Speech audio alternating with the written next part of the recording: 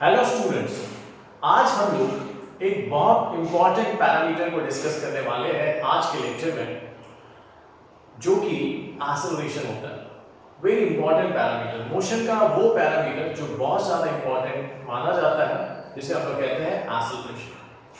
अब अगर हम लोग बात करें एक्सेलरेशन की, एक्सेलरेशन क्या होता है, उसके क्या क्या टाइप्स है, ये सारी चीजें आज के लेक्चर में होने वाली है। एक बहुत ही इंटरेस्टिंग लेक्चर आज का होने वाला है। और स्टूडेंट, मैं आपको ये कहना चाहूंगा कि राइट फ्रॉम द बिगिनिंग आप पूरा के पूरा video right from the beginning देखिए, तब इसका कंसेप्ट क्लियर होगा।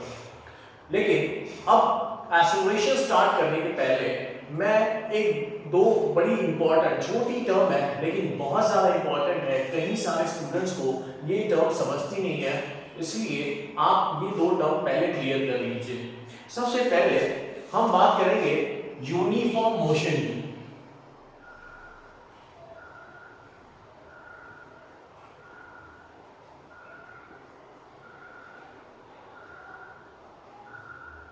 सबसे पहले हम बात करने जा रहे हैं यूनिफॉर्म मोशन की, यूनिफॉर्म मोशन होता क्या है, और उसके बाद फिर बात करेंगे नॉन यूनिफॉर्म मोशन की।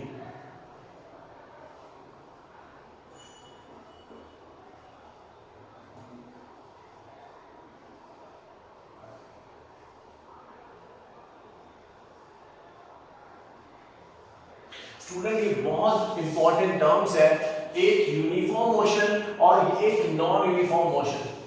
क्लियर? अब सवाल होता है कि यूनिफॉर्म मोशन क्या होता है। तो स्टूडेंट्स, यूनिफॉर्म मोशन वो होता है जो सेम वेलोसिटी के साथ किया जाता है, वेलोसिटी जिसमें कांस्टेंट होती है, ऐसे मोशन को हम लोग कहते हैं यूनिफॉर्म मोशन, जहां पे वेलोसिटी कांस्टेंट होती है। मार्क माय वर्ड्स, वेलोसिटी का कांस्टेंट होना। तो uniform motion is a motion in which velocity remain constant. Clear? तो एक ऐसा मोशन जहां पे वेलोसिटी जो है वो कांस्टेंट अगर होगी तो हम कहेंगे कि ये यूनिफॉर्म मोशन कहलाएगा। तो याद रखिए, वेलोसिटी कांस्टेंट होना मतलब हम ऐसे लिखेंगे स्टूडेंट, ये है आपकी वेलोसिटी और ये होती है कांस्टेंट।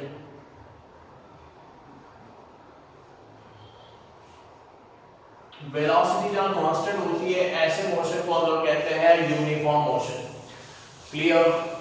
ओके, अब एक चीज समझ लीजिए, जहां वेलोसिटी कांस्टेंट होती है वहां एक्सेलरेशन जीरो होता है। जहां वेलोसिटी कांस्टेंट होती है वहां एक्सेलरेशन जीरो होता है। याद रखिए, मतलब ये कि यूनिफॉर्म मोशन वो मोशन है जहां पे एक्सेलरेशन जीरो होगा, क्योंकि वेलोसिटी बदलती ही नहीं है।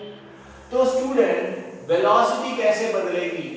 याद रखिए, वेलोसिटी कैसे बदलेगी? तो भाई वेलोसिटी स्टूडेंट क्या है? एक वेक्टर क्वांटिटी है। वेलोसिटी के पास मैग्नीट्यूड है और साथ ही साथ डायरेक्शन है। अगर मान लो मैग्नीट्यूड चेंज होता है तो भी हम कहेंगे कि वेलोसिटी चेंज हुई है।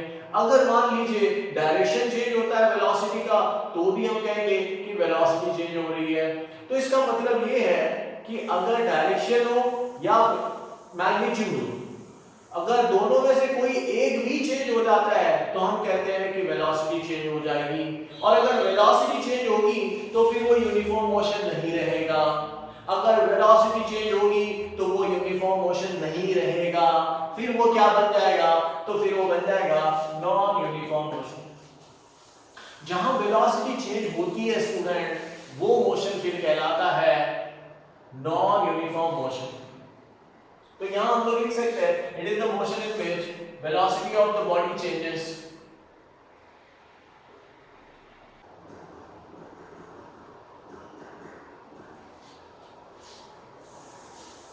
सो स्टूडेंट, नॉन यूनिफॉर्म मोशन वो होता है जिसे कहते हैं it is the motion in which velocity of the body और object changes. Velocity of the body और ऑब्जेक्ट चेंजेस। तो वेलोसिटी किसकी? बॉडी और ऑब्जेक्ट की वेलोसिटी जब चेंज होती है तब हम लोग कहते हैं कि ये जो मोशन है ये नॉन यूनिफॉर्म मोशन कहलाता है।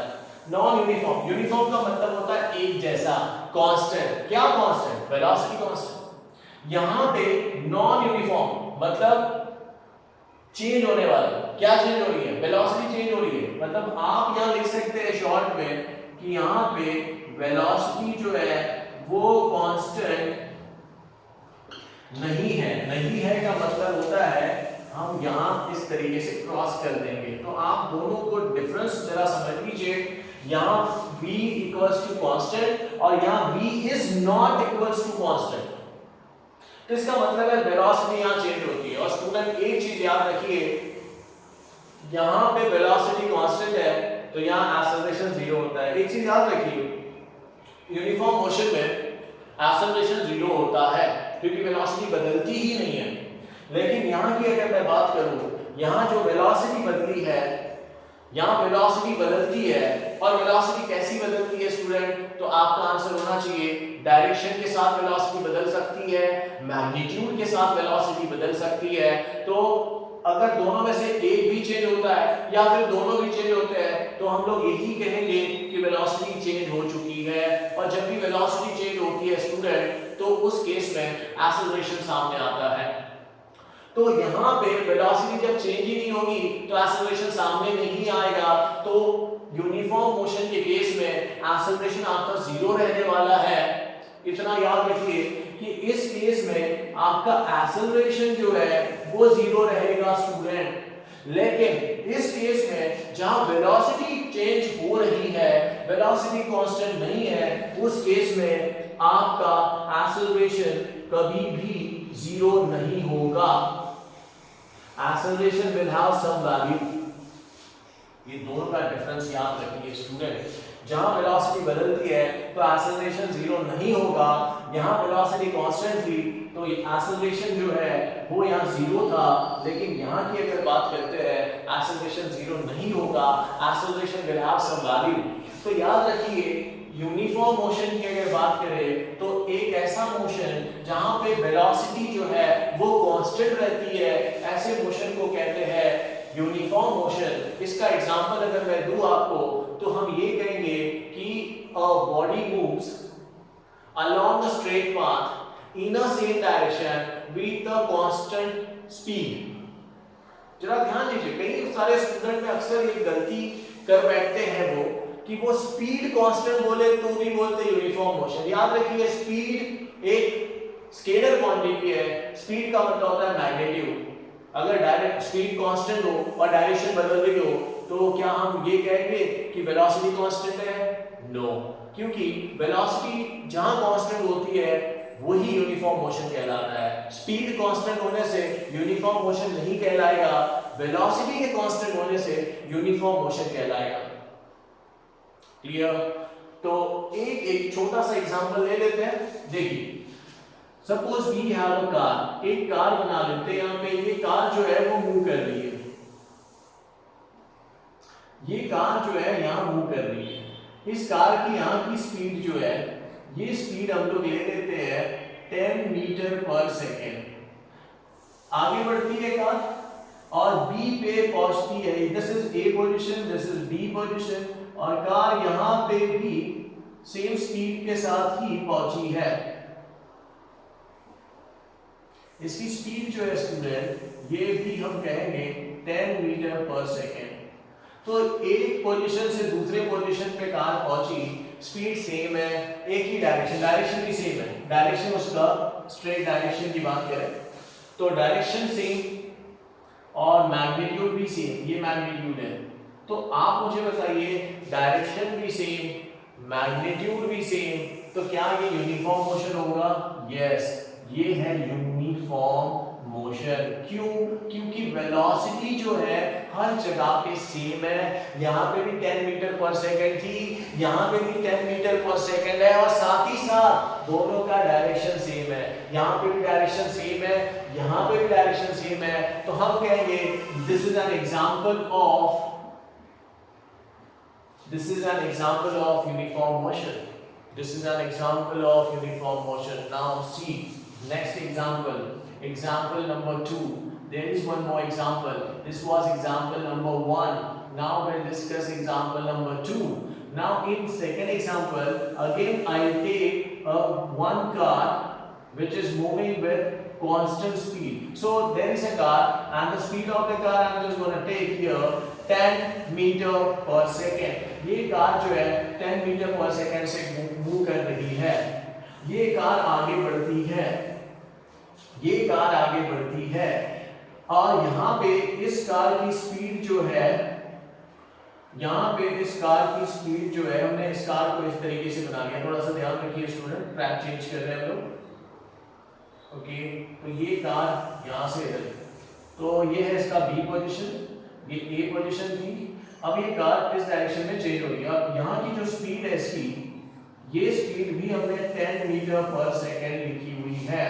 ये कार अपनी डायरेक्शन चेंज करते हुए वो इस डायरेक्शन में आगे बढ़ने वाली है। Okay, so this is second example student. ये वाला एग्जांपल में दिस वाज अ ट्रैक और कार इस तरीके से मूव कर रही थी।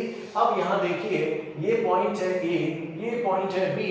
ये कार, सेम कार की बात कर रहा हूँ, सेम कार है ये कार की इस पॉइंट पे स्पीड थी 10 मीटर पर सेकेंड। यहाँ पे आने के बाद भी इस कार की स्पीड है 10 मीटर पर सेकेंड, लेकिन इसका डायरेक्शन चेंज हो रहा है स्टूडेंट। यहाँ इसकी डायरेक्शन ये हुआ करती है, यहाँ इसकी डायरेक्शन ये होगी। अब मैं ये कहूंगा कि यहाँ पे भले ही स्पीड सेम है, भले ही मैग्नीट्यूड सेम है 10 मीटर पर सेकेंड, 10 मीटर पर सेकेंड, लेकिन यहाँ डायरेक्शन चेंज हो रही है। वेलोसिटी अपना डायरेक्शन चेंज कर रही है, मतलब वेलोसिटी बदल रही है। और वेलोसिटी अगर बदलती है तो फिर वो यूनिफॉर्म मोशन नहीं कहलाता, वो कहलाता है non uniform motion. So student, this is an example of non-uniform motion.